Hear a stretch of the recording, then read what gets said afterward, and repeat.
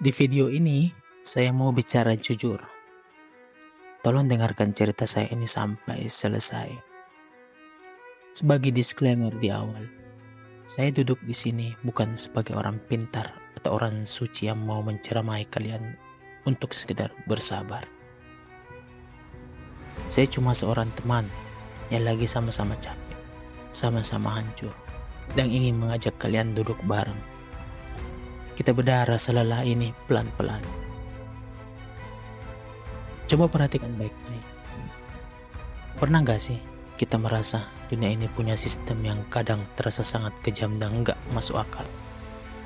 Kita yang bangun paling pagi, kita yang kerja paling keras.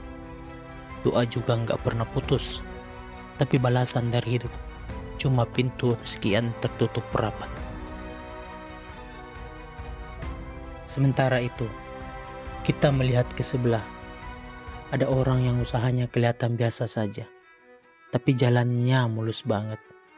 Rezekinya mengalir deras seperti keran yang lupa ditutup. Di titik paling lelah itu, wajar kalau logika kita berontak dan hati kecil kita menjerit. Tuhan, di mana letak keadilannya?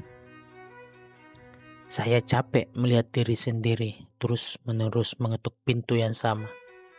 Tangan ini sampai lecet berdarah, tapi yang membalas cuma keheningan.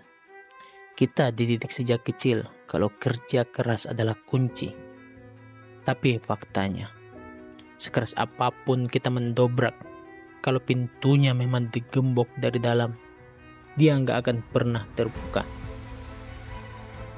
Dan rasa sakit dari keheningan itu makin sesak di dada pas kita ingat rumah. Ada wajah orang tua yang makin menua. Ada pasangan yang diam-diam menahan keluhan. Ada anak-anak yang masa depannya bergantung penuh di pundak kita, yang sebenarnya sudah gemetar menahan lelah ini. Di saat-saat buntu dan gelap seperti ini, saya sering merenungkan firman Allah dalam surah Al-Baqarah ayat 216.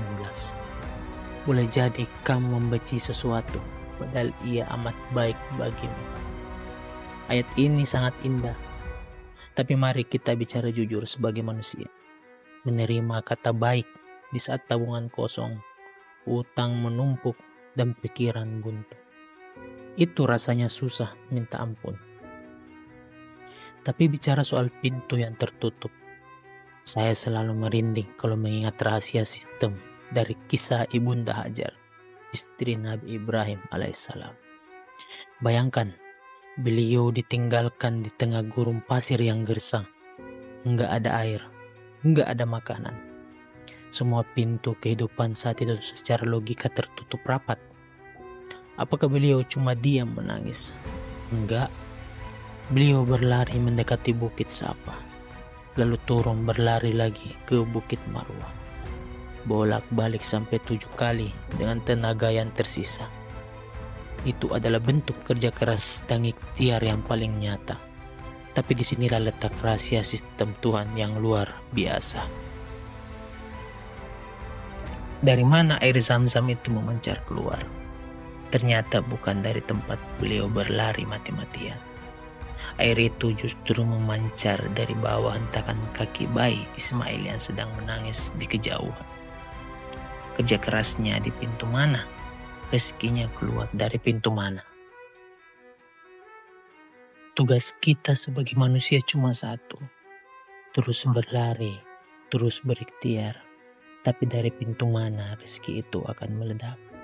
Itu mutlak hak prerogatif Allah. Jadi kalau hari ini tangan kita sudah berdarah mengetuk satu pintu dan gak terbuka juga, berhentilah. Jangan hancurkan diri kita. Mari berbalik badan. Mungkin Tuhan sengaja mengunci pintu itu karena Dia sedang menyiapkan mata air Zam-Zam kita dari arah yang gak pernah kita duga. Kita pakai logika yang lebih luas. Inilah langit logika. Setelah kita sepakat untuk berbalik badan dan meninggalkan pintu yang terkunci itu, pertanyaan besarnya adalah, kita mau kemana. Ruang di depan kita gelap, asing, dan menakutkan. Memulai sesuatu yang baru dari nol itu rasanya berat, sangat berat. Tapi bicara soal memulai dari nol, saya selalu merinding ketika mengingat kisah salah satu manusia terbaik dalam sejarah. Seorang sahabat Nabi bernama Abdurrahman bin Auf. Bayangkan posisinya saat itu. Beliau hijrah dari Mekah ke Madinah, terpaksa meninggalkan seluruh bisnisnya, asetnya, rumahnya, datang ke kota baru, benar-benar dengan tangan kosong, nol besar. Persis seperti kita saat lagi hancur-hancurnya. Di Madinah, beliau dipersaudarakan dengan seorang sahabat dari kaum Ansar, Sa'ad bin Ar-Rabi. Saat ini, orang yang sangat kaya raya. Melihat saudaranya datang tanpa harta, Sa'ad menawarkan sebuah jalan pintas yang luar biasa. Dia berkata, "Aku adalah penduduk Madinah yang paling banyak hartanya. Ambillah separuh hartaku untukmu." Coba kita berhenti sebentar dan pakai logika manusia biasa. Kalau kita ada di posisi itu, lagi banyak utang, cicilan numpuk, keluarga butuh makan, lalu tiba-tiba ada orang kaya menawarkan setengah hartanya secara cuma-cuma. Itu adalah pintu raksasa yang terbuka sangat lebar. 100% dari kita pasti akan langsung mengambilnya, kan? Tapi apa jawaban Abdurrahman bin Auf? Beliau tersenyum. Beliau menolak pemberian itu dengan sangat halus dan cuma mengucapkan satu kalimat yang mengubah sejarah. Beliau menjawab, "Semoga Allah memberkahi keluarga dan hartamu. Tolong tunjukkan saja kepadaku di mana letak pasar." Tolong renungkan kalimat ini. Saat ditawari jalan tol yang mulus, saat disodorkan kunci emas, beliau menolak. Beliau nggak mau menjadi beban. Beliau menolak pintu besar milik orang lain dan memilih untuk mencari sebuah jendela kecil bernama pasar untuk membangun pintunya sendiri. Berapa banyak dari kita yang hari ini masih diam di tempat, menangisi satu pekerjaan yang menolak kita, meratapi satu bisnis yang bangkrut, atau terlalu gengsi untuk memulai sesuatu yang kelihatan remeh. Kita sibuk meratapi pintu besar yang tertutup, sampai kita buta melihat ada pasar-pasar kecil yang sebenarnya terbuka lebar untuk kita. Allah Subhanahu wa Ta'ala berfirman dalam surah Al-Mulk ayat 15. "Dialah yang menjadikan bumi itu mudah bagi kamu, maka berjalanlah di segala penjurunya dan makanlah sebahagian dari rezekinya." Ayat ini menyuruh kita berjalan, bergerak, mengeksplorasi penjuru bumi, bukan menyuruh kita berdiri mematung sambil menangis di depan satu pintu seumur hidup. Kalau pintu kantor itu tutup, cari pasarnya.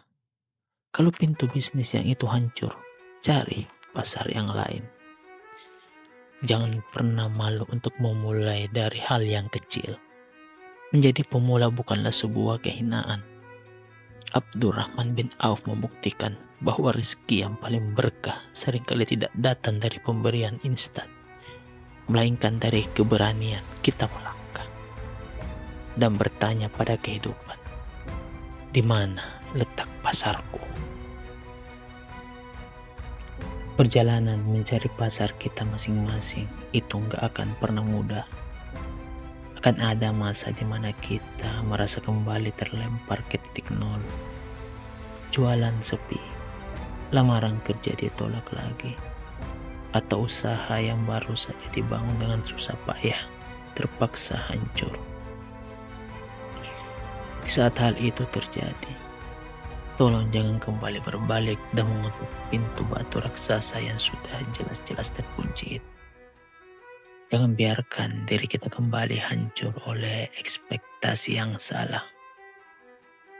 Ingatlah, sebuah benih itu harus dikubur di dalam tanah yang paling gelap, paling dingin, dan paling menekan. Sebelum akhirnya dia bisa pecah, tumbuh, dan menembus permukaan bumi menjadi pohon yang kuat. Mungkin keadaan kita saat ini yang serba gelap, buntu, dan penuh tekanan bukanlah bentuk hukuman dari Tuhan, melainkan bentuk penguburan sementara, agar akar mental kita tumbuh semakin kuat. Disinilah logika langit bekerja secara penuh. Saat dunia memaksa kita melihat kegagalan sebagai akhir dari segalanya, langit justru melihatnya sebagai sebuah persiapan. Persiapan untuk menampung rezeki yang jauh lebih besar.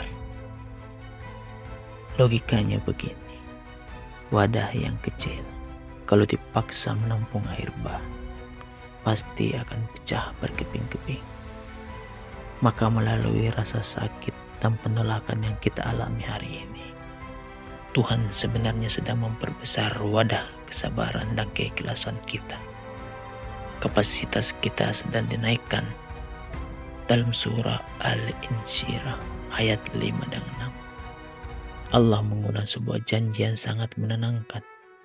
Allah berfirman, maka sesungguhnya beserta kesulitan ada kemudahan. Sesungguhnya beserta kesulitan itu ada kemudahan. Coba perhatikan baik-baik. Allah tidak setelah kesulitan ada kemudahan. Allah bilang beserta, artinya di dalam rasa sakit yang sedang kita jalani hari ini, di dalam keringat yang jatuh, di dalam tangisan diam-diam kita di tengah malam. Kemudahan itu sebenarnya sudah mulai dirajut oleh tangan terlihat. Hanya saja mata kita terlalu rabun untuk melihatnya. Kita terlalu sibuk melihat rasa sakitnya sampai kita lupa melihat proses pembentukannya. Mulai hari ini, mari kita ubah cara kita memandang rasa lelah. Ubah niat kerja keras kita. Bukan lagi semata-mata untuk mendobrak pintu orang lain sampai berdarah, tapi untuk memantaskan diri, untuk memperbesar wadah kita.